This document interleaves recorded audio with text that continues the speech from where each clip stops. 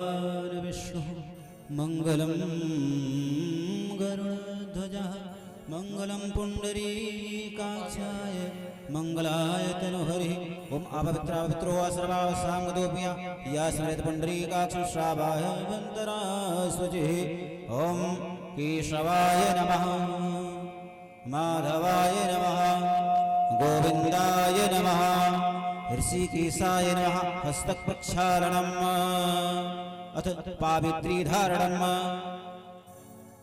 भाले तिलकर्णम् ओम श्रीखंडं चंदनं दिव्यं गंधाढ्यं सुमनोहरं चंदन विलेपनं सृष्ट चंदनं प्रतिगृह्यताम्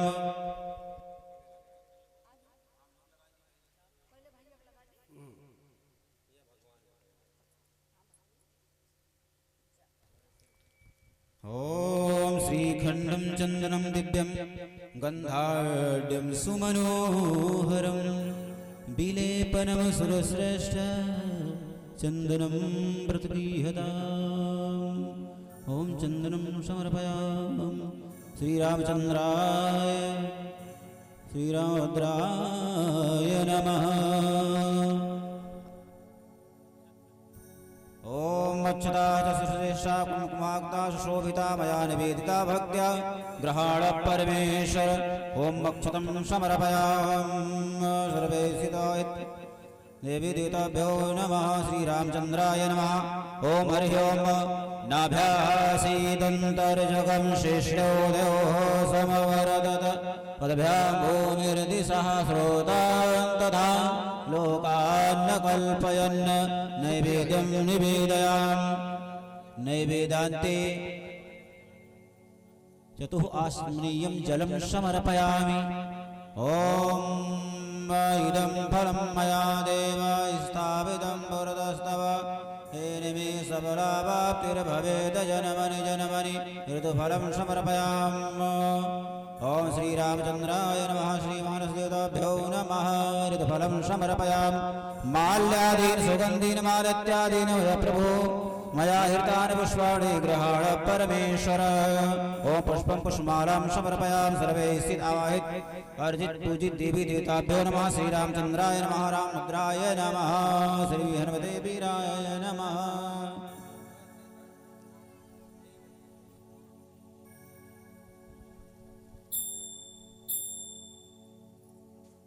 महाराज जी को तिलक लगा दीजिए।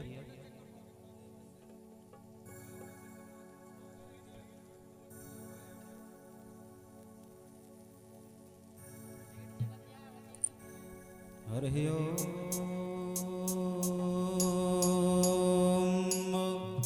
चंदनं महत्पूर्णं चंदनं पापनाशनम् आपदामपहरतारं लक्ष्मीतिष्ठति सर्वदा। ओम चंदनं समर्पयामि। बोले व्यास जी भगवान की सच्चिदानंद भगवान की श्री रामचंद्र भगवान की श्री हनुमान जी महाराज की जय श्री राम। बोले सीताराम महाराज की। सभी लोग प्रभु श्री राम की दिव्य भव्य आरती करेंगे। हे राजा राम तेरी आरती उतारूं।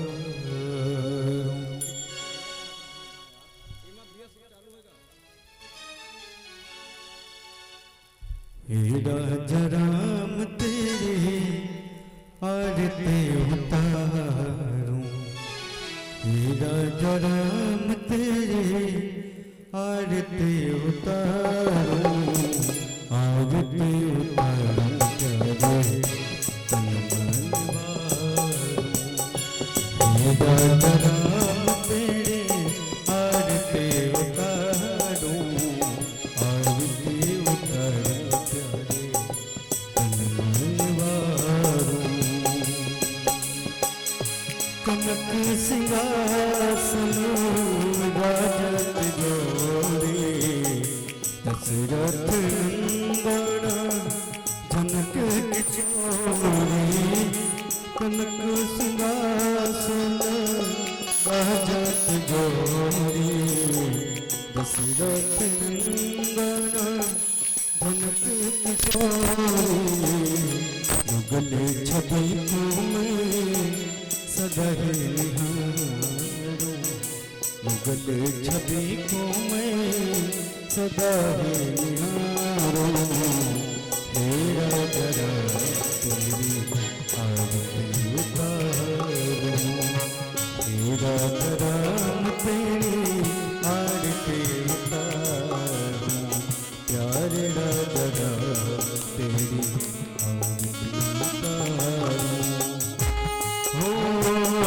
बामुदादेशो विधि जग जननी चरण विराजता है सुतगनी बाम भाग्यशो विधि जग जननी चरण विराजता है सुतगनी चरणों में सदहि पखारूं इन चरणों को मैं सदहि पखारूं तेरा करम तेरी आरती उतारूं मेरे राजा राम तेरी आरती उतारूं तेरा करम तेरी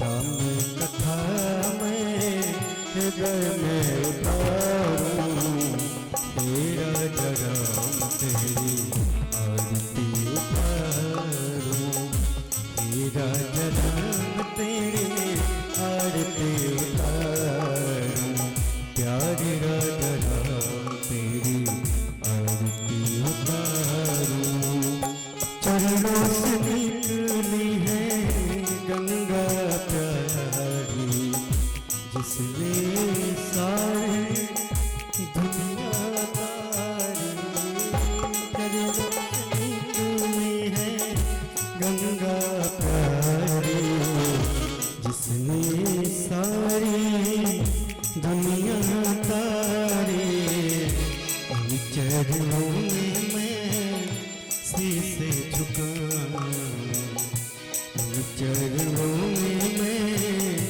शीश झुकाऊं तेरा करम तेरी आरती गाऊं तेरा करम तेरी आरती गाऊं मेरा करम तेरी आरती गाऊं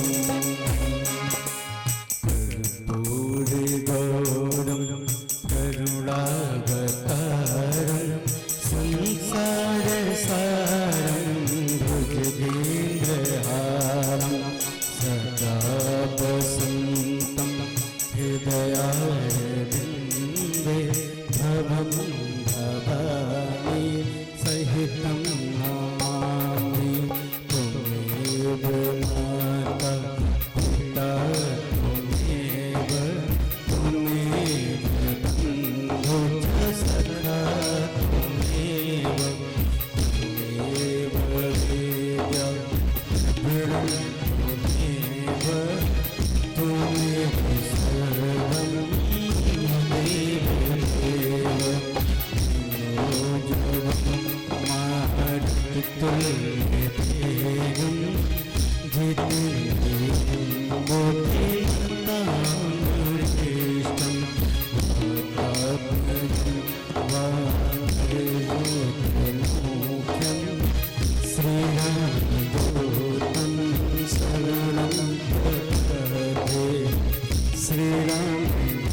शरणं प्रपद्ये। बोले गुरुदेव भगवान की, राम नाम महाराज की जय।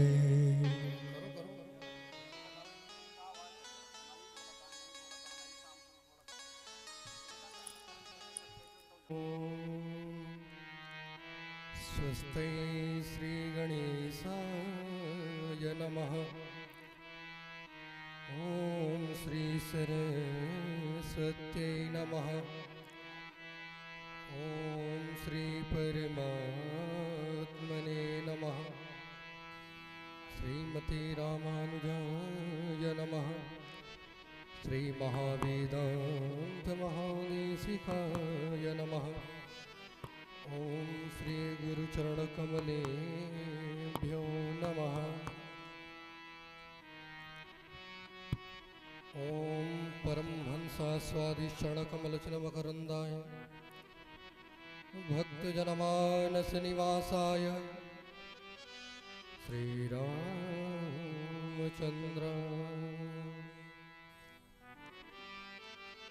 रामं रामानुजं भरतं भरतानुजं सुग्रीवं मायुसोन्यं च प्रणमामि पुनः पुनः। ओम जानकी जीवनं वन्दे माण्डवी प्राणवल्लभे। उर्मिलारमणं वन्दे कीर्तिकातनमाम्यहम्। श्री योगीन्द्रपदाब्ज दिव्यकरुणा सम्प्राप्तदीक्षावरम् ज्ञानाब्धे परिकालदेशिकमणिं सञ्जातबोधोदयम् भारद्वाजकुलाप्रसूतमनघं सुग्रीवदुर्गाधिपम् आचार्यं पुरुषोत्तमं गुरुवरं भूयो नमामि संश्रये। बोलिए श्री सद्गुरुदेव भगवान की जय। लोकाभिरामं रणरंगधीरं राजीवनेत्रं रघुवंशनाथं कारुण्यरूपं करुणाकरं तं श्रीरामचन्द्रं शरणं प्रपद्ये। कर्पूरगौरं करुणावतारं संसारसारं भुजगेन्द्रहारं सदा वसन्तं हृदयारविन्दे भवं भवानी सहितं नमामि। मनोजवं मारुतुल्यवेगं जितेन्द्रियं बुद्धिमतां वरिष्ठं वातात्मजं वानरयूथमुख्यं श्रीरामदूतं शरणं प्रपद्ये। बंदौ श्री तुलसी के चरण जिनकी जग का कलि समुद्र बूढ़त लख्यो प्रगट्यो सप्त जहान। सिया राम मैं सब जग जानी करहूँ प्रणाम जोरि जुग पानी। बोलिए श्री हनुमान जी महाराज की जय। बोलिए श्री सद्गुरुदेव भगवान की जय। बोलिए श्री रामचंद्र भगवान की जय। बोलिए श्री राम कृष्ण लाल की जय। ओम नमः पार्वती पतये हर हर महादेव।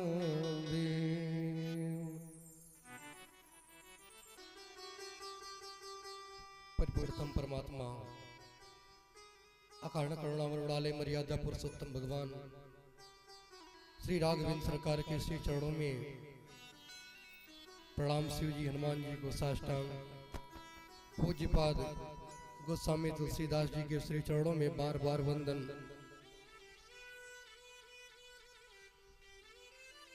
महाकवि श्री वाल्मीकि महाराज के श्री चरणों में बार बार वंदन। यहाँ पर पधारे सभी श्रोतागणों के श्री चरणों में बार बार वंदन। विप्र देवता आदि आदि चर अचर जितने भी जीव हैं सभी को सिया राम में सब जग जानी करहूं प्रणाम जोरी जुग पानी। सभी के चरणों में बार बार वंदन।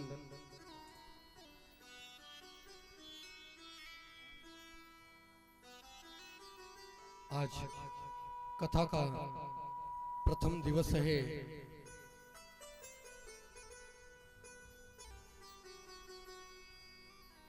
भव्य दीप उत्सव के उपलक्ष्य में दीप उत्सव के पूर्व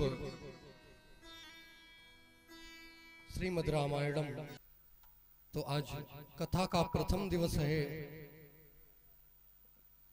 अन्य वाचकों को भी बोलना है मंच पर, इसलिए हमें 3 दिन का केवल समय मिला है। विशेष करके हमें आज रामायणम के विषय पर कि वाल्मीकि रामायण का महत्व क्या है और श्री रामचरितमानस का महत्व क्या है, इस विषय पर हम आज चर्चा करेंगे, कथा को श्रवण करेंगे। लेकिन कथा के पूर्व संकीर्तन का विधान है। कहते हैं यदि हम कथा के पूर्व भगवान के नाम का संकीर्तन करते हैं प्यारे, तो आर बगल जितना भाई कलियुग का वास है चारों तरफ, क्योंकि जहां भी यज्ञ अनुष्ठान होता है, भगवत कार्य होता है, तो वहां पर अनेक प्रकार की बाधाएं भी आती हैं। यदि हम आप संकीर्तन करते हैं तो वहां से कलियुग का प्रभाव समाप्त हो जाता है। तो इसलिए कथा में प्रवेश करने से पहले आइए 2 बार भगवान नाम संकीर्तन करते हैं।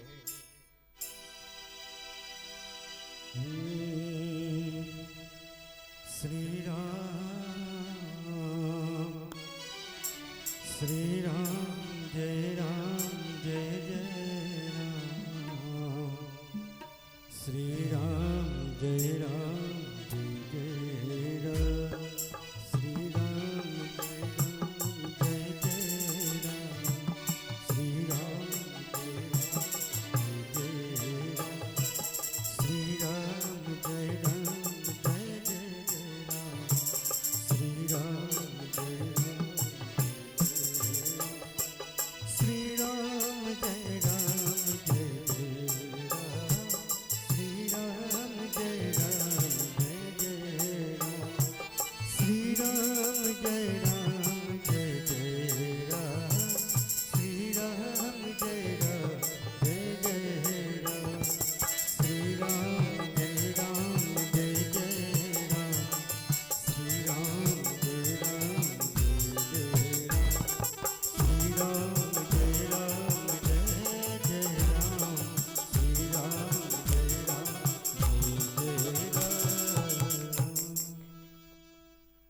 बोलिए श्री राघवेंद्र सरकार की जय।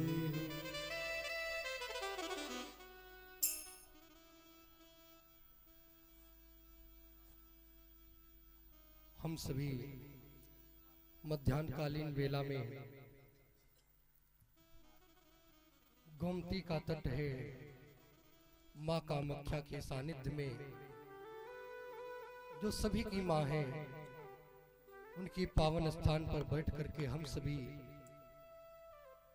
आज कथा का प्रथम दिवस है। हम सभी उन्हीं के सानिध्य में बैठ करके रामायणम अर्थात वाल्मीकि रामायण में और रामचरितमानस में प्यारे अंतर क्या है। देखिए, जब तक हम सभी ग्रंथों का जो मूल स्रोत है वो श्रीमद् वाल्मीकि रामायण है, जिसको रामायणम कहते हैं। इसकी रचना तो वाल्मीकि जी ने की है, लेकिन इसको गायन करने वाले लव और कुश जी महाराज हैं, जो पावन नगरी अयोध्या में बैठ करके रामायणम के विषय में अर्थात रामायणम वाल्मीकि द्वारा रची ग्रंथ को कथा सुना रहे हैं। लेकिन इसके जो श्रोता हैं वो स्वयं मर्यादा पुरुषोत्तम भगवान राम जी हैं। देखिए, पुरुषोत्तम तो कोई भी हो सकता है, कई पुरुषोत्तम हुए भी हैं, लेकिन मर्यादा पुरुषोत्तम केवल हमारे राघवेंद्र सरकार ही है। अब यहाँ पर भी आप देखिएगा, दर्शन करिए कि राम जी ने यहाँ पर भी मर्यादा का निर्वाह किया है, पालन किया है। लव और कुश जी महाराज कथा को सुना रहे हैं, पूरा अयोध्या समाज बैठ करके कथा को सुन रहा है। राम जी सिंहासन पर विराजमान है, लव और कुश जी महाराज व्यास आसन को अलंकृत करते हुए शोभायमान हो रहे हैं। बीचों बीच में लव और कुश जी महाराज व्यासपीठ पर शोभायमान हो रहे हैं, बैठ करके कथा सुना रहे हैं, और राम जी उच्च सिंहासन पर बैठे हैं। लेकिन मैं आपको बताऊं, राम जी महाराज कहते हैं कि हमारे यहाँ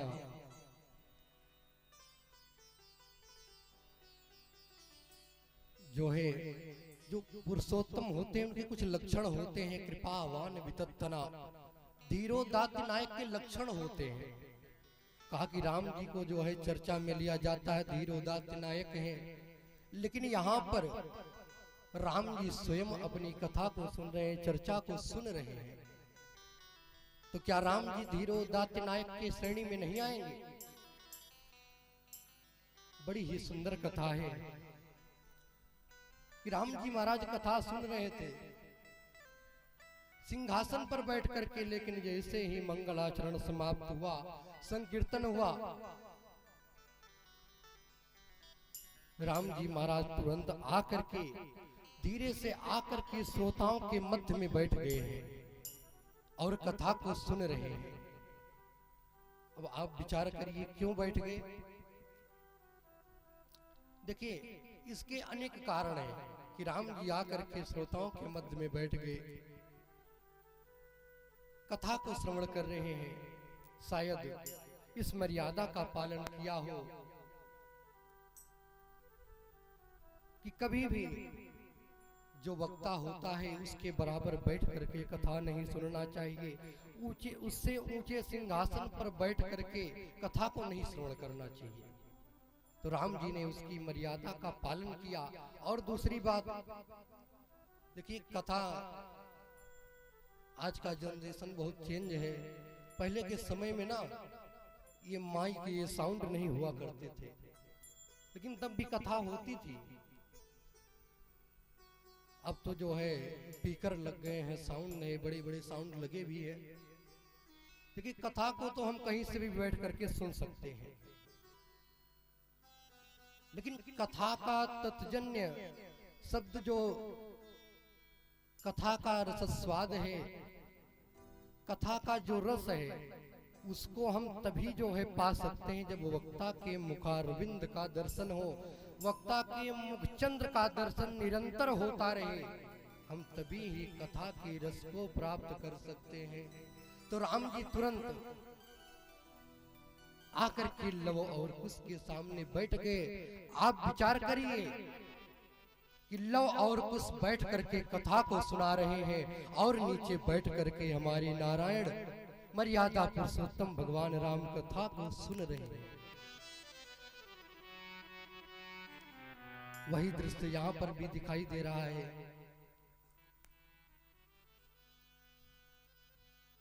कि ये दास कथा को सुना रहा है, और यहाँ पर बैठ करके एक से एक विद्वान प्यारे कथा को सुन रहे हैं। ये बहुत सौभाग्य की बात है।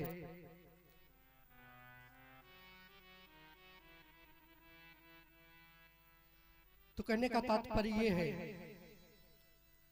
कि वाल्मीकि रामायण जो है ना, अब राम जी इस कथा को सुन रहे हैं, तो क्या राम जी धीरोदात्त नायक की श्रेणी में नहीं आते? क्योंकि जो धीरोदात्त नायक होते हैं उनके लक्षण होते हैं प्यारे। कहते हैं कि कृपावान वितथना, धीरोदात्त नायक वही है जो अपनी आत्म प्रशंसा कभी ना सुने, जगत का कल्याण करे। क्योंकि रामचरितमानस में गोस्वामी तुलसीदास जी महाराज भी वर्णन करते हैं, कहते हैं कि 2 महापाप बताए हैं रामचरितमानस में। वो 2 महापाप कौन हैं? पहला कि कभी भी अपने मुख से अपनी प्रशंसा नहीं करनी चाहिए, और दूसरा कभी किसी की निंदा नहीं करनी चाहिए। यदि हम आप अपनी प्रशंसा करते हैं तो साथ में साथ किसी ना किसी की निंदा भी करते हैं, तो एक गलती में सभी समेट जाते हैं। इसलिए कई लोगों ने इस पर चर्चा की, तो क्या राम जी धीरोदात्त नायक की श्रेणी में नहीं आते? क्योंकि वो अपनी प्रशंसा को श्रवण कर रहे हैं। क्योंकि जो आत्म प्रशंसी होता है ना, वो धीरोदात्त नायक की श्रेणी में नहीं आता। तो हमारे आचार्यों ने, विद्वानों ने, संत महापुरुषों ने बड़ा ही सुंदर निष्कर्ष निकाला है। वो निष्कर्ष कौन सा है? विद्वानों ने कहा कि देखिए, इस बात का प्रमाण कि राम जी इस कथा के श्रोता है ना, यही इस बात का प्रमाण है कि श्रीमद् वाल्मीकि रामायण ये जो रामचरित्र नहीं है। अब सारी सभा एकदम आश्चर्यचकित हो गई, क्योंकि जो वाल्मीकि रामायण है उसका नाम है रामायणम। तो कहा कि ये रामचरित्र नहीं है तो कौन सा चरित्र है? तो संतों ने कहा कि ये सीता चरित्र है। कौन सा? सीता चरित्र। इसका प्रमाण क्या है? तो वाल्मीकि जी बड़ी सुंदर लेखनी में लिखते हैं और कहते हैं कि काव्यम रामायणम कृष्णम और सीतायाः चरितम महत् पौलस्य वधमित्येव चकार चरितम व्रत। इस काव्य का नाम मैं भले रामायणम रख रहा हूं, लेकिन ये सीता चरित्र है, क्योंकि महत विशेषण शब्द सीता जी के नाम के साथ में जोड़ा है। काव्यम रामायणम कृष्णम और सीतायाः चरितम महत, सीता जी के साथ में लगाया है, राम जी के साथ में नहीं लगाया। वह महान सीता चरित्र के उद्गाता है कौन? महर्षि महाकवि वाल्मीकि जी। वो सीता चरित्र के उद्गाता हैं, और श्री लव और कुश जी महाराज वाल्मीकि रामायण का प्रसार करते हैं। वो रामायणम के वक्ता हैं और श्रोता हमारे राम जी हैं। ये जो वाल्मीकि रामायण है,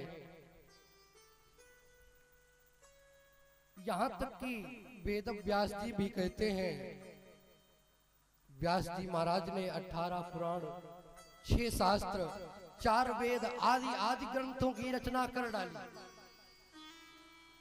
लेकिन केवल एक ही बात कहते हैं वेद व्यास जी। क्या कहते हैं? वेद व्यास जी ने स्वयं इस बात को कहा है। कब कहा है? जब उन्होंने वाल्मीकि रामायण को पढ़ा है। वेद व्यास अपने मुख से स्वयं कहते हैं कि पठ रामायणम व्यासम, पठ रामायणम व्यासम काव्य बीजम सनातनम। वेद व्यास जी कहते हैं कि मैंने जब वाल्मीकि रामायण को पढ़ा, तब मैंने इतने पुराणों की रचना की, इतने ग्रंथों की रचना की। अब आप विचार करिए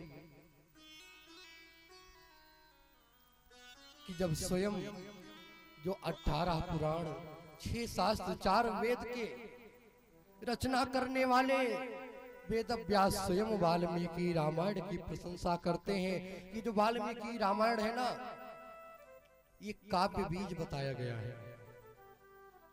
जितने भी कवि हुए हैं सभी ने राम जी को अपना नायक मान करके अपने ग्रंथों की रचना की है। आज का जो समय है, रामचरितमानस में सभी को चौपाइया दोहा तो नहीं, लेकिन इतना जरूर याद रहता है कि मंगल भवन अमंगल हारी और द्रवहुस दशरथ अजिर बिहारी।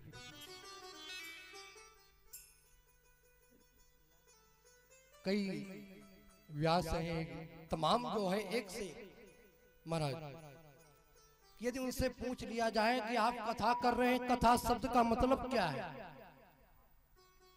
बढ़िया तिलक लगा लिए, बढ़िया चमचमाता कुर्ता पहन लिए, कोई मर्यादा नहीं। यदि उनसे पूछ लिया जाए कथा शब्द का मतलब क्या है, कुछ पता नहीं है और कथा कहने बैठ गए। देखिए, हम सभी कथा को तो श्रवण कर रहे हैं, लेकिन सबसे पहले हम ये जाने कि कथा शब्द का मतलब क्या होता है। क्योंकि व्याकरण शास्त्र में शब्दों के अर्थ तो होते ही हैं, लेकिन व्याकरण शास्त्र में अक्षरों के भी अर्थ होते हैं महाराज। तो कथा में कितने अक्षर हैं? 2। पहला का और दूसरा था। कितने अक्षर हैं? 2 महाराज। कथा, अब आप विचार करिए कि का माने क्या होता है और था माने क्या होता है। कहते का माने होता है ब्रह्म और था माने स्थापित करना या स्थापित करना।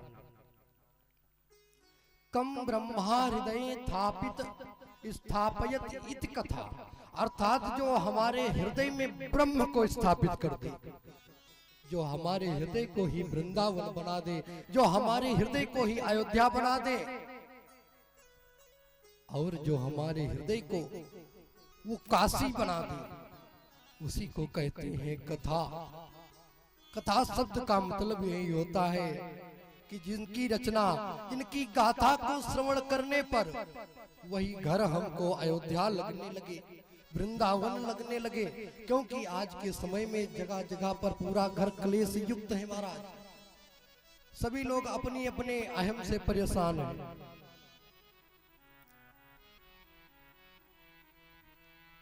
अब जितने भी वक्ता हैं, राम कथा तो सभी करते हैं, लेकिन हमारी इच्छा है, हमारे कहने का तात्पर्य ये है कि जो सभी ग्रंथों का जो मूल स्रोत है उसको भी साथ में लेकर के चला जाए। तो मूल स्रोत क्या है? सभी ग्रंथों का मूल स्रोत है तो वो वाल्मीकि रामायण है कि वाल्मीकि गृह संभूता राम सागर गामनी श्रीमद रामायणी गंगा पुनात भुवनत्रय। अब आप विचार करिए कि गंगा जी गंगोत्री से निकलती हैं, हरिद्वार, प्रयाग, काशी, पाटलिपुत्री आदि प्रदेशों को छूती हुई, तीर्थों को छूती हुई आकर के गंगा सागर में मिल जाती है।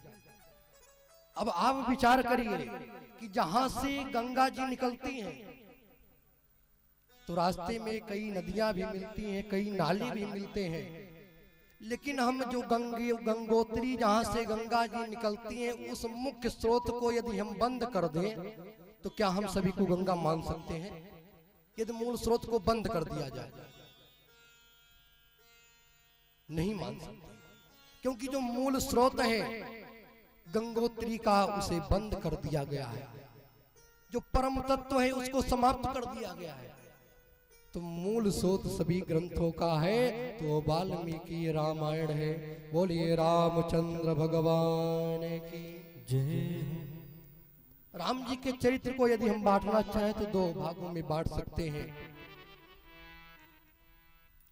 एक राम जी का पूर्व चरित्र और दूसरा उत्तर चरित्र। विद्वानों ने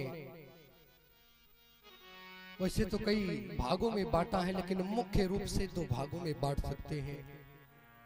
राम जी के उत्तर चरित्र को कई विद्वानों ने महत्व दिया है। भवभूति ने उत्तर रामचरितम ही लिखा है।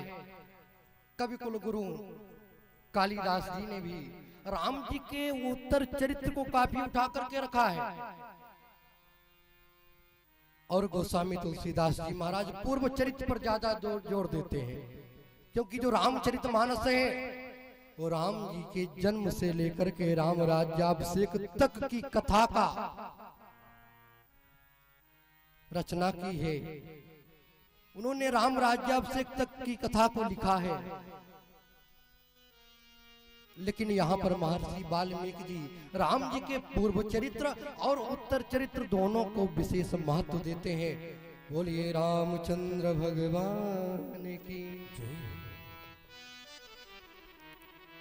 तो कहने का तात्पर्य ये है, ये जो वाल्मीकि रामायण है ना,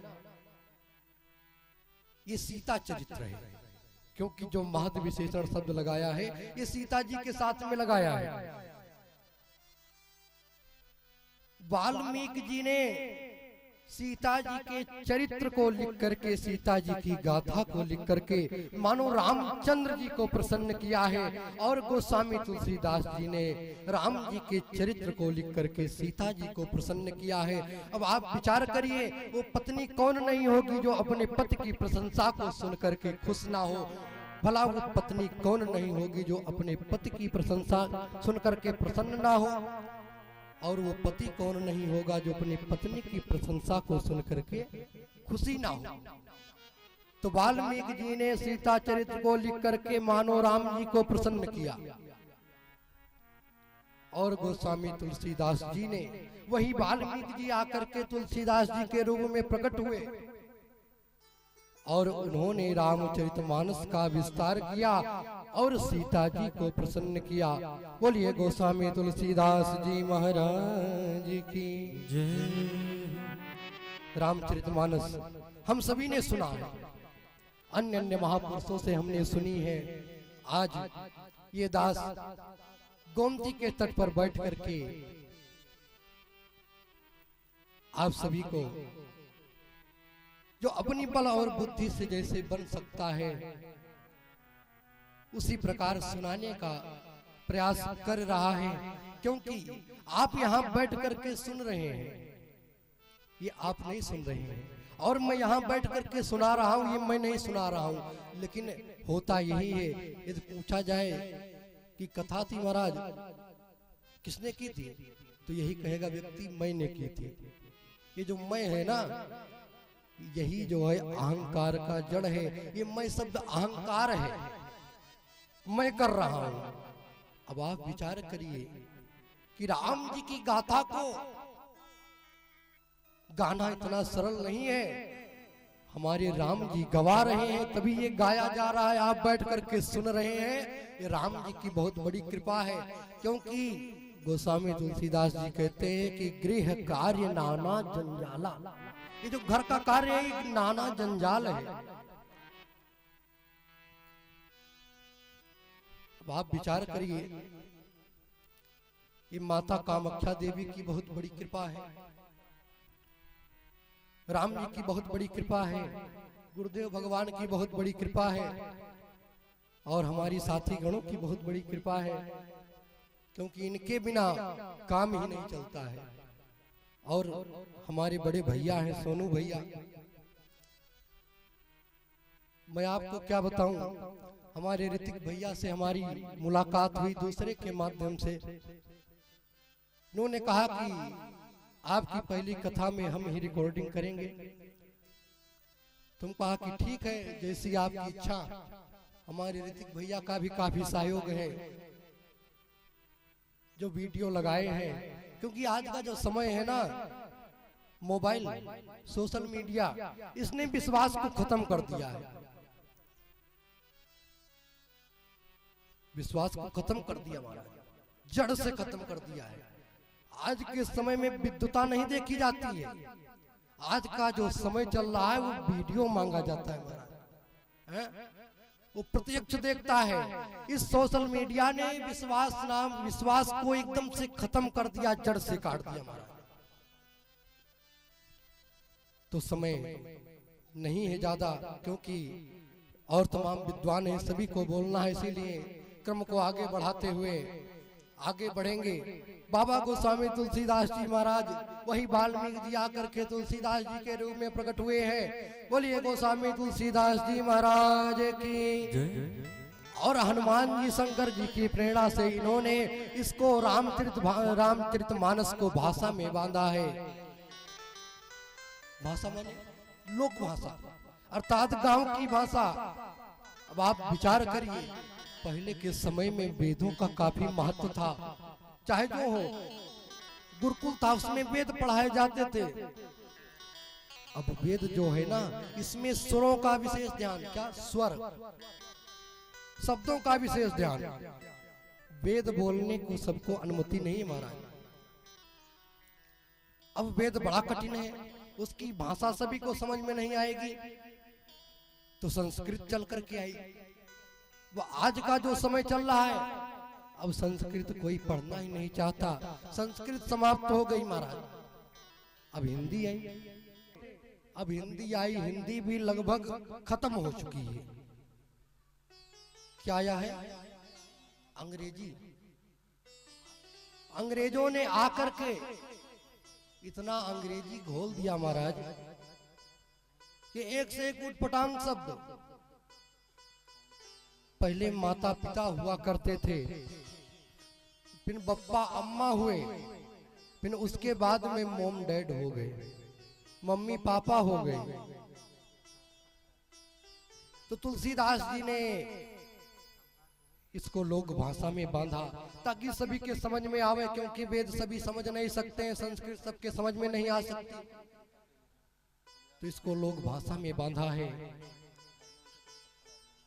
और राम कथा की बहुत ही महिमा गाई है। 4 वक्ता हैं, 4 घाट हैं, चारों के भावार्थ महाराज अलग अलग हैं।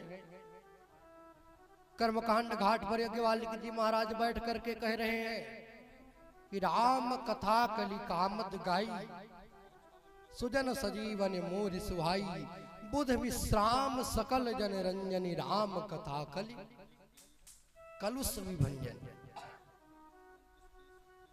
देखिए, इस कलयुग में आप कहीं पर भी चली जाइए, आपको विश्राम नहीं मिलेगा, आपको आनंद नहीं आएगा। आज तक कोई वैज्ञानिक ऐसा पैदा नहीं हुआ, ऐसा कोई डॉक्टर पैदा नहीं हुआ कि किसी दवा का निर्माण किया हो, उस दवा को खाने के बाद में आपकी मन की मलिनता समाप्त हो जाए, आपके अंदर की दुख पीड़ा समाप्त हो जाए और महत सुख प्राप्त हो जाए। यदि आपको कहीं भी विश्राम मिलेगा तो राम जी की कथा है। और शंकर भगवान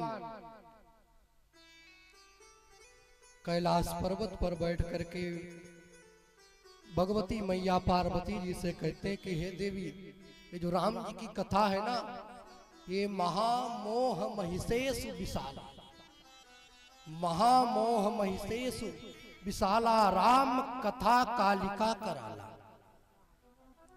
ये जो राम जी की कथा है ना,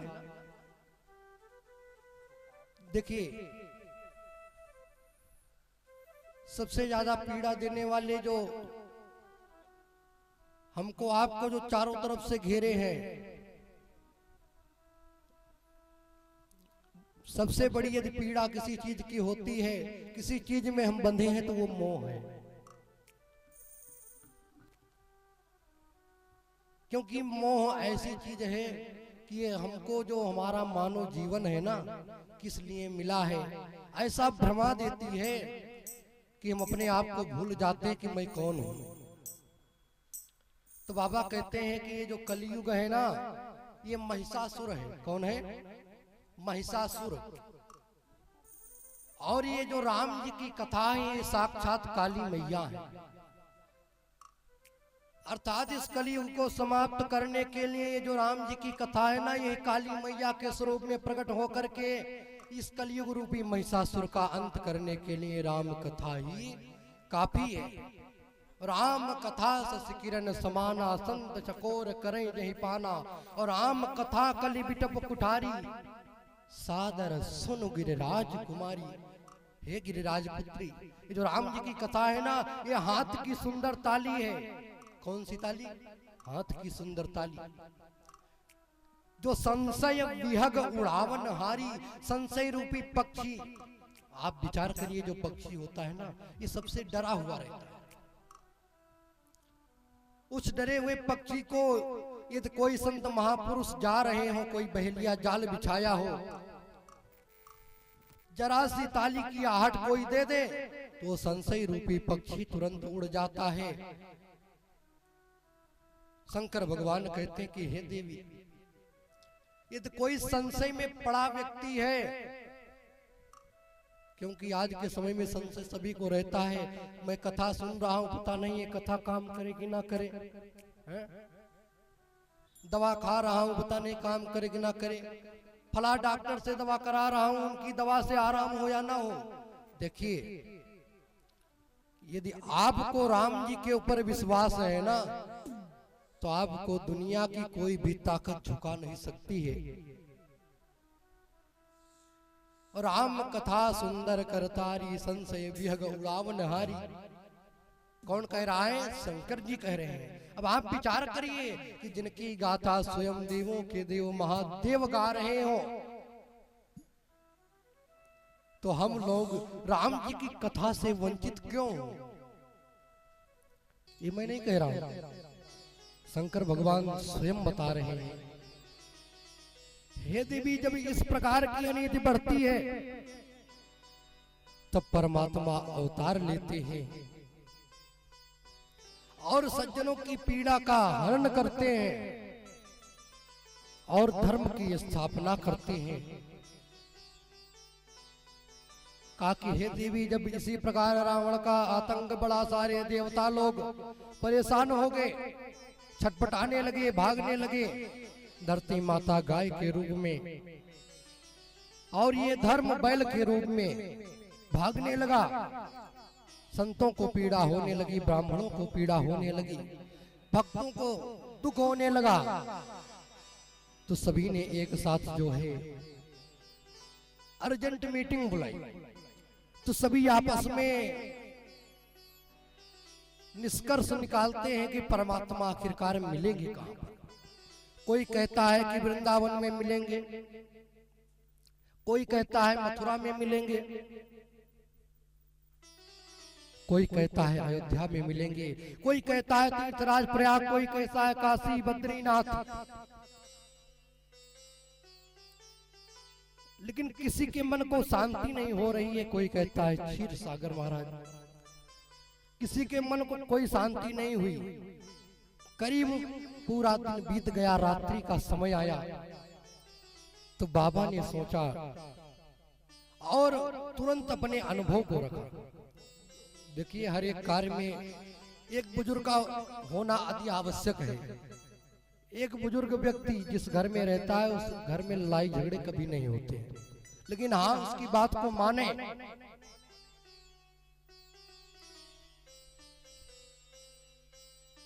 अब बाबा भोलेनाथ तुरंत जो है कहते हैं कि हे देवताओं, ये मेरा निज अनुभव है कि हरि व्यापक सर्वत्र समाना। ये जो नारायण है ना, ये कण कण में विराजमान है। तो कहा कि आएंगे कैसे? जब बाबा ने कहा कि हरि व्यापक सर्वत्र समाना, तो देवताओं ने तुरंत बोल दिया, कहा कि कण कण में विराजमान है, तो क्या हमारी पीड़ा को नहीं समझ रहे हैं? तो कहा कि ये अभी तक आपने प्रेम से बुलाया ही नहीं है। ये मेरा निज अनुभव है, प्रेम ते प्रकट होई मैं जाना। ये मेरा निज अनुभव है। यदि परमात्मा को कोई प्रेम से बुलाए, वो स्वयं प्रकट हो जाते हैं।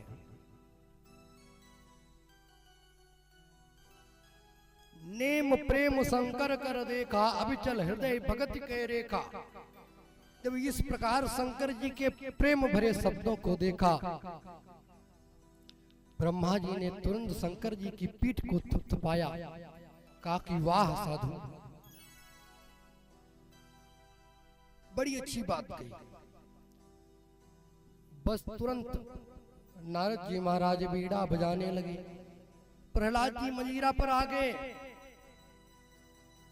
ध्रुव जी महाराज ब्रह्मा जी की ताल में ताल मिलाने लगे और सभी लोग, सारे देवतागण ऋषि मुनि एक स्वर में तुरंत गाने लगे कि जय जय सूर्य नायक जन सुखदायक प्रणत पाल भगवंता, जय जय सूर्य नायक।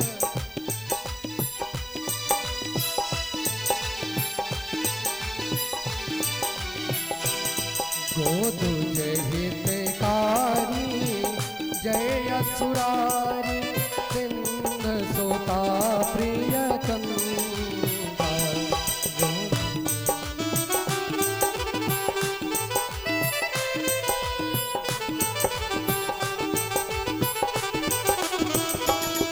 पालन सुर धरनी अद्भुत करनी, पालन सुर धरनी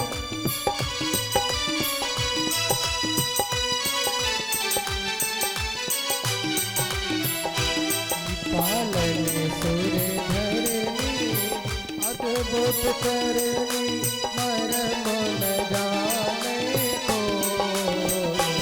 जो सहज कृपाला दीन दयाला करहु मनोग्रह सोई, जो सहज कृपाला दीन दयाला करहु मनोग्रह सोई। सारे देवता लोग अब आप इस छंद पर गौर करिए कि देवता लोग कितने अच्छे शब्दों का प्रयोग कर रहे हैं कि जय जय सुरनायक जन सुखदायक, कि आप सुरनायक हैं, देवताओं के नायक हैं, आप मेरे मालिक हैं। ये जो देवता लोग हैं ना, ये अपने कार्य को कुशल मानने में बड़े आगे बताए जाते हैं। जन सुखदायक प्रणत पाल भगवंता, आप हम सभी के नायक हैं, सभी को सुख प्रदान करने वाले हैं। हे परमात्मा, बहुत अत्याचार हो रहा है, अब आप अवतार लीजिए, मैं बहुत दुखी हूं। अब जब सारे देवताओं ने, ब्राह्मण ऋषि, गौ माता, धरती माता, धर्म के रूप में बैल ने, सभी ने जब इस प्रकार की स्तुति की तो नारायण ने तुरंत आकाशवाणी करी कि जानी डारी पहु मुनि से धसुरेसा और तो महिला की धरी हो नरभेसा, कि हे देवताओं, अब तुम निर्भय हो जाओ, मैं जगत के कल्याण के लिए, तुम्हारे लिए अंसन सहित मनुजय अवतारा, अले हूं दिनकर वंश उदारा। पावन नगरी अयोध्या में मैं अंशों के सहित में अवतार लूंगा। जब नारायण ने ये घोषणा कर दी, आप गौर करिएगा कि आज के समय में लोग जो है पता लगाते हैं कि राम जी थे कि नहीं थे, कितनी बड़ी विडंबना है। वो पावन नगरी अयोध्या है, सरयू का तट है, राम जी ने अपने हाथों से पार्थिव बनाकर के जिसका आपसे किया रामेश्वरम, राम से तो सब विद्यमान है, तो भला राम जी क्यों नहीं है? कहते हैं कि राम जी मानव है, ये बात सत्य है, लेकिन राम जी ने मानव जन्म लिया है, ना कि वो मानव है अंशन सहित मनुज अवतार। राम जी ने अंशों के सहित में मानव जीवन, मानव अवतार लिया है, ना कि वो मानव है। अब जैसे ही ये बात ब्रह्मा जी ने सुनी, सभी देवताओं से कहा कि हे देवताओं, अब मेरे परमात्मा पावन नगरी अयोध्या में अवतार लेने वाले हैं, इसलिए सारे देवता भगवान की जो है सेवा के लिए, स्वागत के लिए तुरंत अगवानी हो जाओ और जाकर के सारे देवता नर बन जाओ। क्या बन जाओ? नर। लेकिन ध्यान दीजिएगा, वानर बनना है, क्योंकि ये जो देव शरीर है बड़ा दुर्लभ है। जो जीव ज्यादा योनि में जो भटक जाता है, जो ज्यादा जीता है, जो दुर्लभ होता है ना, लास्ट योनि वो वानर योनि है। जितने वानर आप देखते हैं ये 84 लाख योनियों में भ्रमण करके तब जाकर के ये वानर बने। तो कहा इसलिए देव शरीर दुर्लभ है, तुम सभी जाकर के वानर बन जाओ। सभी आकर के वानर बनते हैं। भगवान शंकर स्वयं आकर के हनुमान जी के रूप में प्रकट होते हैं। बोलिए हनुमान जी महाराज की। अब ब्रह्मा जी ने सभी को आदेश दिया। अब ब्रह्मा जी आकर के जामवंत के रूप में प्रकट होते हैं। बोलिए जामवंत जी महाराज की।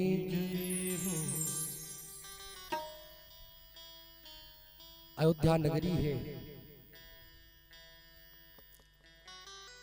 दशरथ जी महाराज हैं, चौथापन आ गया है प्यारे। जो धर्म में हमेशा रहने वाले धर्म धुरंधर, देखिए राजा उसी को बनाना चाहिए जो धर्म को जाने, अपने जनता की, प्रजा की देखरेख कर सके। दशरथ जी महाराज धर्म धुरंधर, गुण निधि ज्ञानी, हृदय भगत मति सारंग पानी। विद्वान तो है ही, लेकिन विशेष बात वो भगत है। लेकिन मैं आपको बता दूं, दशरथ जी ने तीन विवाह किया, चौथापन आ गया, लेकिन एक भी संतान नहीं है। तो एक बार माता कौशल्या ने दशरथ जी को बुलाया, कहा कि हे महाराज, 3 ऋण तो पूरे हो गए, एक ही ऋण बचा है। अब शरीर भी काम नहीं कर रहा है, चौथापन आ गया है। दशरथ जी महाराज 60,000 वर्ष के हैं।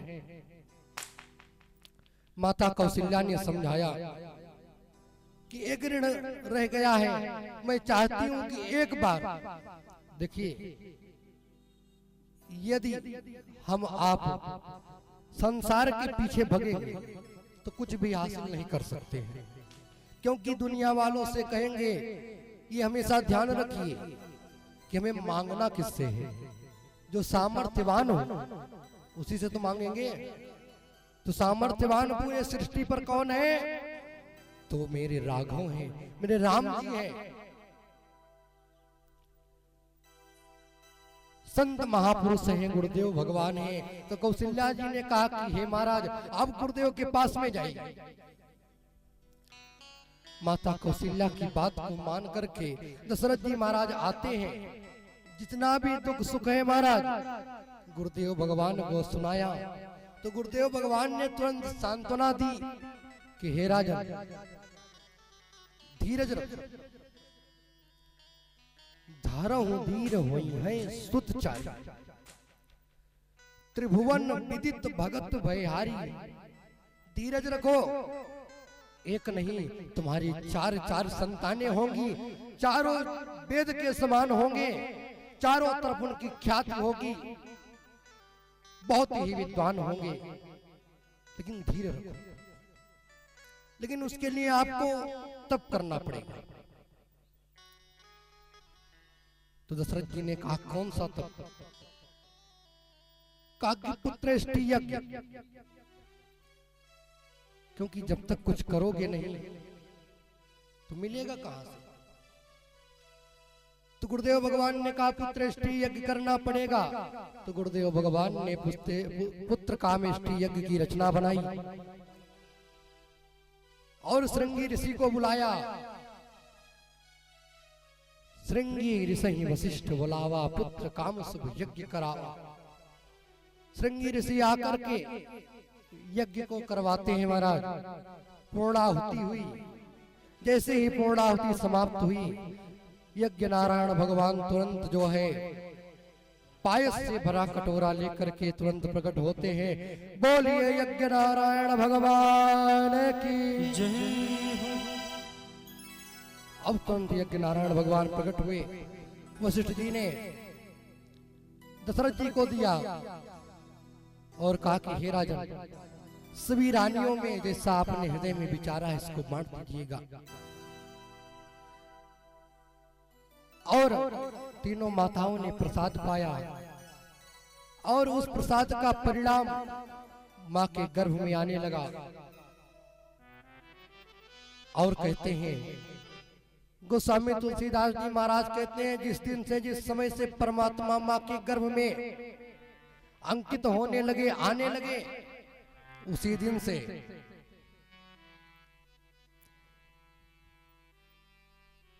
हरि जादीन ते हरि गर्भहियाए, जादीन ते हरि गर्भहियाए, जादीन ते हरि गर्भहियाए।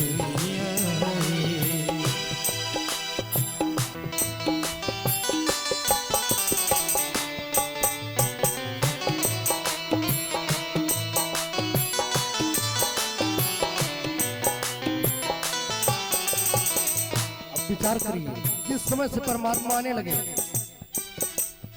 ये सकल लोक सुख संपत्ति छाई, सकल लोक सुख संपत्ति छाई, सकल लोक सुख संपत्ति छाई।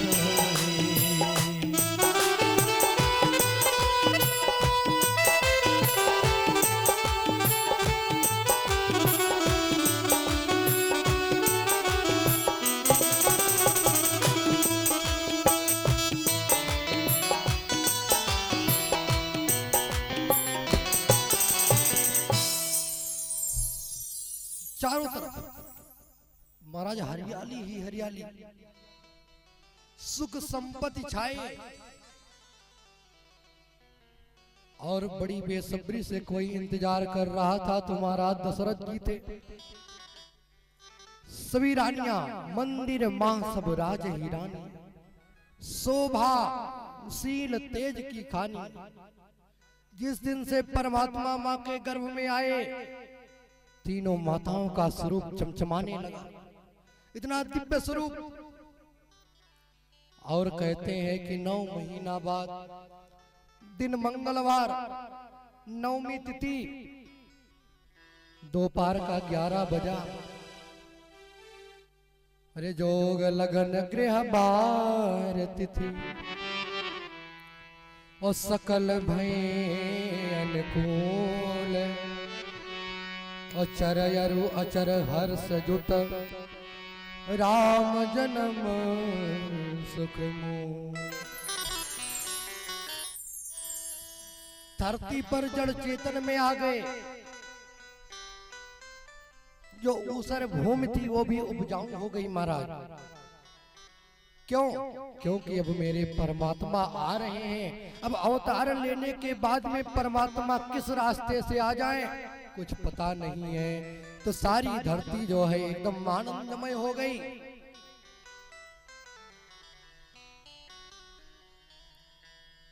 देवता लोग आकर के राम जी के आने की खुशी में प्रशंसा करते हैं।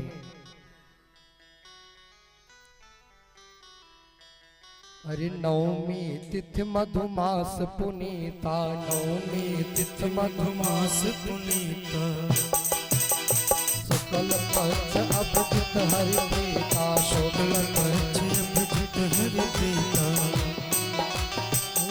नवमी तिथि मधुमास पुनीता, नवमी तिथि मधुमास पुनीता, शुक्ल पक्ष अभिजित हरि प्रीता। सीता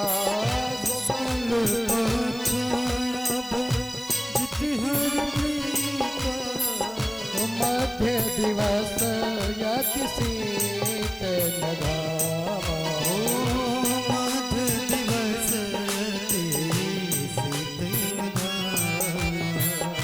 पवन काल लोक विश्रामा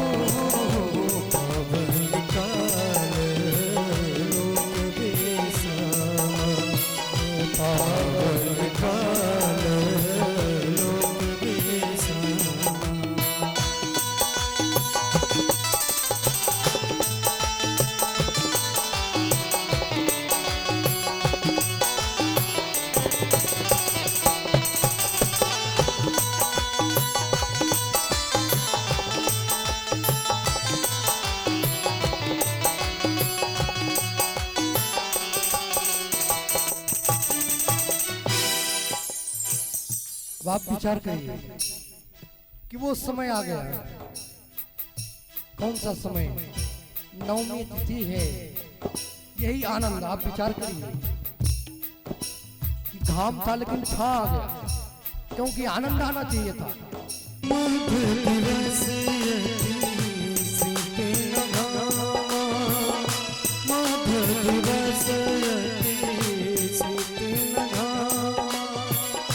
पावन काल लोक विश्रामा पावन काल लोक विश्रामा पावन काल लोक विश्रामा। अब वो समय आ गया। कौन सा? परमात्मा के जन्म लेने का। अब परमात्मा प्रकट भी हो गए। जैसे 12 बजा परमात्मा प्रकाश पुंज में चतुर्भुज के रूप में प्रकट हुए हैं। अब माता कौशल्या ने जैसे ये दृश्य देखा, वो तो आश्चर्यचकित हो ही गए। लेकिन इधर बाबा कैलाश पर्वत पर शंकर भगवान कहते हैं कि हे देवी, अब मेरे परमात्मा बाल स्वरूप का दर्शन करिए। माता कौशल्या ने तुरंत हाथ जोड़ लिए। आइए, बड़ी सुंदर स्थिति है छंदों के माध्यम से। प्रगट कृपाला दीन दयाला कौशल्या हितकारी हरसित महकारी मुनि मनहारी अद्भुत रूप विचारी लोचन अभिरामा तन घनश्यामा निज आयुध भुज चारि भूषण बनमाला नयन विशाला शोभा सिंधु खरारी कादुरि करि जोरी स्तुति तोरी तेहि विधि करो माया जाना तीते अमाना वेद पुराण भरी करुणा सुख सागर सब गुण आगर जहि गावहि श्रुति संगीता सोमन हित लागी जन अनुरागी धर्म प्रगट श्री ब्रह्मांड निकाया निर्मित माया रोम रोम तुति वेद मम सोवासी यह उपहासी सुनत धीर उपजा जब जाना प्रभु मुस्काना चरगी बहुता विधि चहे कही माथा बुझाई माथा बुझाई जीत कर सुत प्रेम रहे माता पुनि बोले सोमत गाए तजहु तातिया रोवा की जैसी सुलीला अति प्रिय शीला यह सुख अनूपा सुने बचन सुजाना गोवन ठाना हुई बात सुलोभा यह चले तुझे गावे हरिपद पाए तेन परई भवतोपा यह चले तुझे गावे हरिपद पाए तेन परई भवतोपा विप्रधीन सुरसंहित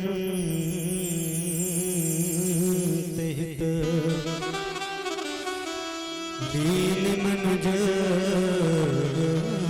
अवतार निज इच्छा निर्मित तनु माया गुण गोपाल माया गुण गोपाल बोले श्री राम लला सरकार की जय हो। देखिए राम जी ने जन्म लिया लेकिन नारायण रूप है, तो माता ने कहा कि कीजय से सुलीला और अति प्रिय शीला यह सुख परम अनूपा। अब जब नारायण ने अवतार लिया तो बढ़िया चार चार भुजे हैं पीताम्बर पहने।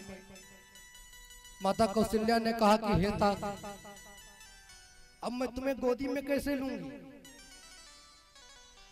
अब ये क्या कर रहे हैं, मैं कौन सा मुंह दिखाऊंगी, किसको क्या कहूंगी कि जो मेरा लाला हुआ है ना वो इतना बड़ा हुआ। तो नारायण जो है माता कौशल्या से हाथ जोड़ लेते हैं कि हे माँ मैं पहली बार अवतार लिया हूं, मुझे बताइए मुझे करना क्या है।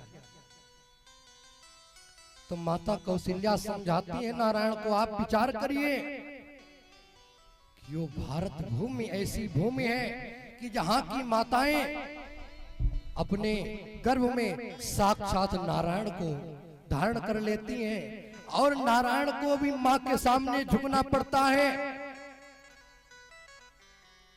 आज वो मायापति जो जीव को नचाता है, जो माया से जीव को बचाता है, वो माता कौशल्या के सामने हाथ जोड़ता है कि हे मां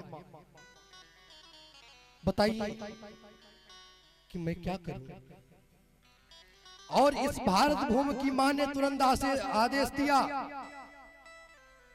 कि जैसी सुलीला अति प्रिय शीला यह सुख परम अनूपा।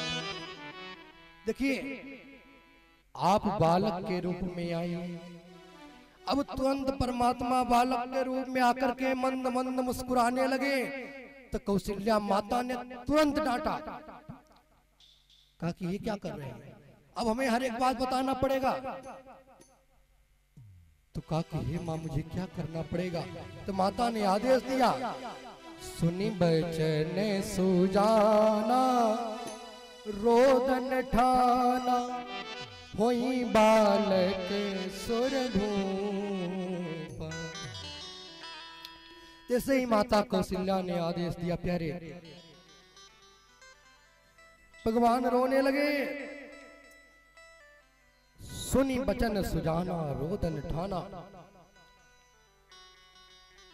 अब दीवाल में कान लगा करके दशरथ जी महाराज सुन रहे थे कब बच्चे की रोने की आवाज आए। अब जैसे ही रोने की आवाज आई, चक्रवर्ती सम्राट राजा दशरथ जो है सोफा पर विराजमान है, बढ़िया सिंहासन पर बैठे हैं। और कान लगाए हैं। अब जैसे ही बच्चे की रोने की आवाज को सुना, जैसे ही किलकारियां आंगन में गूंजी, वो उठना तो चाहते हैं लेकिन उठ नहीं पा रहे हैं। दासियां दौड़ी दौड़ी आई, महाराज महाराज आपको लाला भया है। दशरथ जी महाराज कहते हैं कि लाला हुआ है। दासियां कहती हैं मुझे कुछ न्यौछावरिया दो। दशरथ जी कहते हैं कि जाकर नाम सुनत शुभ होई, अब मोरे गृह आवा प्रभु सोई। अब परमानंदपुरी मन राजा, और कहाँ बुलाई बजा बहु बाजा। आप कह रहे हैं कि बालक का जन्म हुआ है,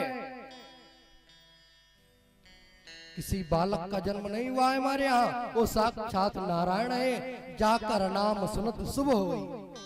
तो आप विचार करिए, मनु महाराज ने कहा था कि पिता और पुत्र का प्रेम होना चाहिए। अब परमात्मा भूल गए थे तो सोचे कि कौशल्या मैया कहीं डांट ना दे, बस तुरंत दशरथ जी की मति को बदलते हैं महाराज। वो तुरंत कहते हैं परमानंद पुरी मन राजा, एकदम आनंद में आकर के कहते हैं कि हे बधाई वालों, क्या कर रहे हो? अरे बाजा बजाओ। अब तुरंत बाजा बजने लगा, बड़ा ही आनंद होने लगा। आप सभी लोग भी अपने स्थान पर खड़े हो जाइए महाराज। अब समय भी अपने गंतव्य पर पहुंच चुका है। आचार्य जी आरती की तैयारी करेंगे और खूब आनंद हो रहा है। हाँ, खड़े हो जाइए, खड़े हो जाइए, सभी लोग खड़े हो जाइए। जय हो। बहुत सुंदर, बहुत अच्छे श्रोता हैं।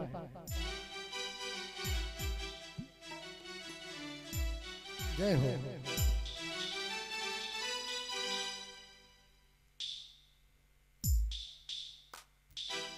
अब आप विचार करिए, जब राम जी अपने गर्भगृह में विराजमान हो गए तो अयोध्या वासियों को क्या, पूरे विश्व को परमानंद प्राप्त हुआ। लेकिन आज उस पावन नगरी अयोध्या में साक्षात परमात्मा प्रकट हो रहे हैं, बाल रूप में आ गए। बधाई गीत होने लगा। देखिए, हम लोग बहुत बड़ा भागी हैं। आप विचार करिए कि हो सकता है कि जब राम जी का जन्म हुआ हो तो अयोध्या वासी ना रहे हो, या हम आप ना रहे हो, लेकिन आज हम सभी कथा के माध्यम से उस परम आनंद को प्राप्त कर रहे हैं। और पूरा अयोध्या समाज हाथ को उठा करके जय जयकार करता है। बोलिए राम लला सरकार की जय। और बधाई वाले गाने लगे। अवध में आनंद भयो जय रघुवर लाल के, अवध में आनंद भयो जय रघुवर लाल, अवध में आनंद भयो जय रघुवर लाल, अवध में आनंद भयो जय रघुवर लाल।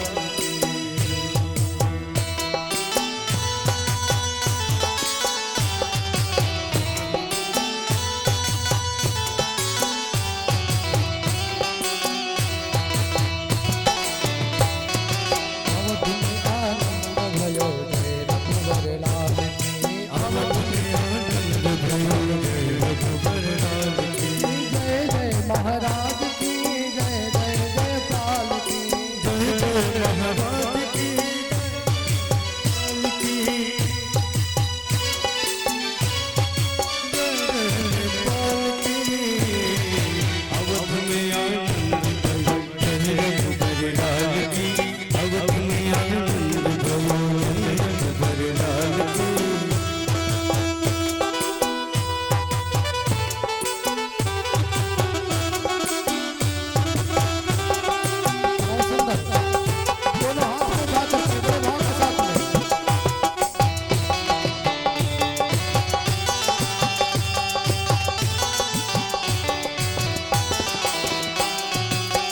दिनों घोड़ा दिनों हर दिनों पालकी हाथ दिनों घोड़ा दिनों और दिनों हाथ दिनों घोड़ा दिनों और दिनों पालकी हाथ दिनों दिनों और दिनों पालकी अवध में आनंद भयो जय रघुबर लाल की अवध में आनंद भयो जय रघुबर लाल की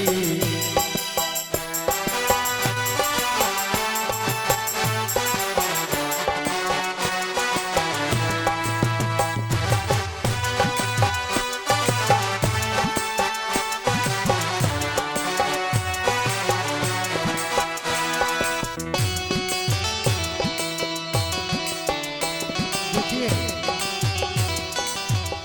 महाराज दशरथ, देखिए वहां पर सभी लोग हैं, बुढ़े भी हैं, नौजवान भी हैं। तो बधाई वाले कहते हैं हाथी दीनी घोड़ा दीनी और दीनी पालकी हाथी दिनी घोड़ा दिनी और दिनी पालकी हाथी दीनी घोड़ा दीनी और दीनी पालकी हाथी दिनी घोड़ा दिनी और दिनी पालकी अवध में आनंद भयो जय रघुबर लाल की अवध में आनंद भयो जय रघुबर लाल की अवध में आनंद भयो जय रघुबर लाल की अब हाथी घोड़ा किसको मिल रहा है, पालकी किसको मिल रही है, इसका विशेष ध्यान दिया जा रहा है। कौनन को हाथी घोड़ा कौनन को पालकी कौनन को हाथी घोड़ा कौनन को पालकी हाँ अवध में आनंद जय रघुबर लाल की अवध में आनंद भयो जय रघुबर लाल की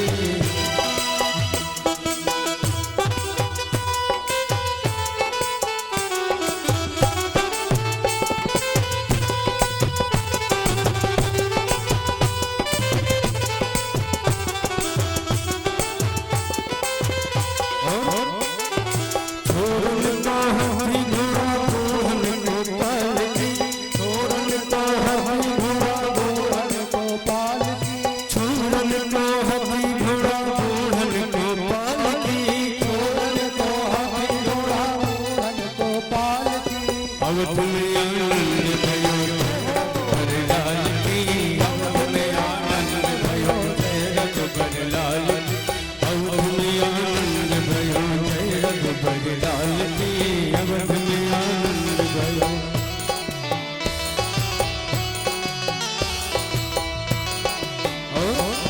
कन्हदिनी बदादिनी मुक्तमणि मालती कन्हदिनी बदादिनी मुक्तमणि मालती अवध में आनंद भयो जय रघुबर लाल की अवध में आनंद जय रघुबर लाल की अवध में आनंद भयो जय रघुबर काढ़ा दिनी छड़ा दिनी मुक्तमणि मालती काढ़ा दिनी छड़ा दिनी कमणि मालती अवध में आनंद भयो जय रघुबर लाल की अवध में आनंद जय रघुबर लाल की अवध में आनंद जय रघुबर लाल की अवध में आनंद भयो जय रघुबर लाल की बोलिए राम लला सरकार की बोलिए श्री भरत लाल की बोलिए श्री शत्रुघ्न लाल की बोलिए श्री लखन लाल की। तो आइए हम सभी भक्तगण राम जी की दिव्य आरती करेंगे। सभी भक्तगण अपने अपने स्थान पर खड़े हो जाएं और बड़े भाव और श्रद्धा के साथ में आरती करेंगे। ओम हरि ओम चंद्रमा मनसः जातः चक्षुः शूरोऽजायतः श्रोतारायश प्राणसमुखः नविदजायत बोलिए रामचंद्र की हे राजा राम तेरे आरती गाऊं हे राजा राम तेरी आरती गाऊं अवध बिहारी तेरी आरती गाऊं हे राजा राम तेरी आरती गाऊं अवध बिहारी तेरी आरती गाऊं आरती गाऊं प्यारे तुमको मनाऊं तुमको मनाऊं तुमको मनाऊं आरती गाऊं प्यारे तुमको मनाऊं तुमको मनाऊं तुमको मनाऊं हे राजा राम तेरी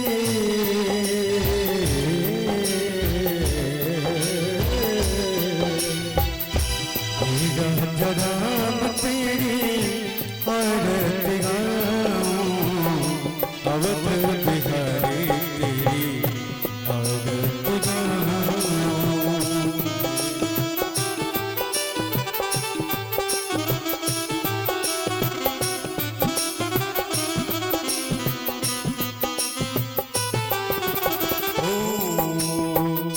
कनक सिंहासन राजत गौरी दशरथ नंदन कनक किशोरी कनक सिंहासन राजत गौरी दशरथ नंदन कनक किशोरी युगले छवि को मैं सदहि निहारूं युगले छवि को मैं सदहि निहारूं हे राजा राम तेरी आरती उतारूं हे राजा राम तेरी आरती उतारूं मेरे राजा राम तेरी आरती उतारूं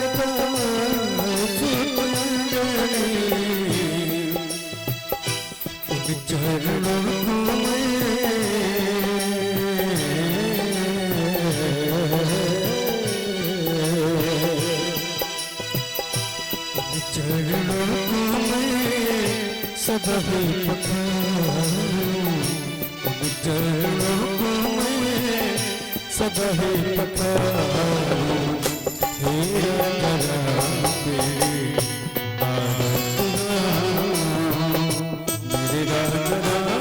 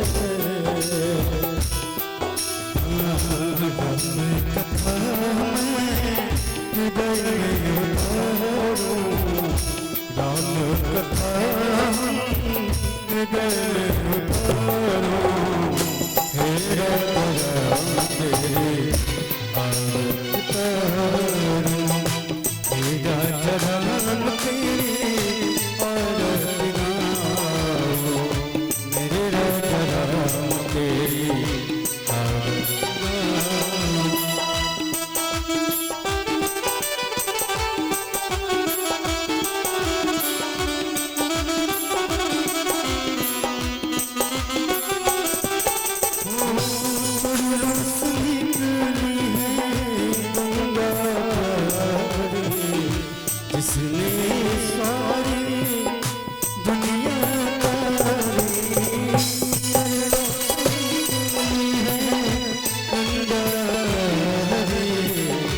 जिसने सारी दुनिया उन चरणों में शीश झुकाऊं, उन चरणों में शीश झुकाऊं, तेरा दराम तेरी आदत बनाऊं, तेरा दराम तेरी आदत बनाऊं, मेरे दराम तेरी आदत बनाऊं।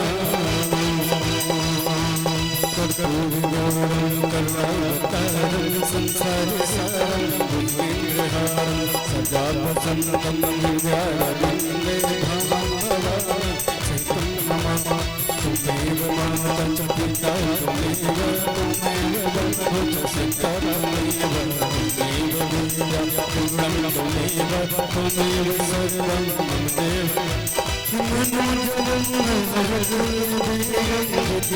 मनोजवं